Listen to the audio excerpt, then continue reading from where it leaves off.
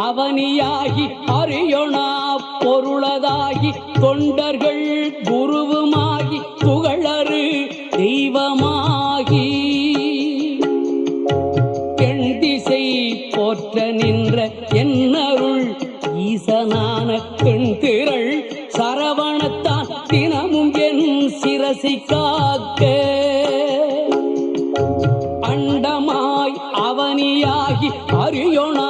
பொருளதாகி தொண்டர்கள் குருவுமாகி புகழறு தெய்வமாகி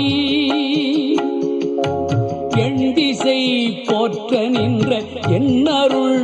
ஈசனான பெண் திரள் சரவணத்தால் தினமும் என் சிரசை காக்க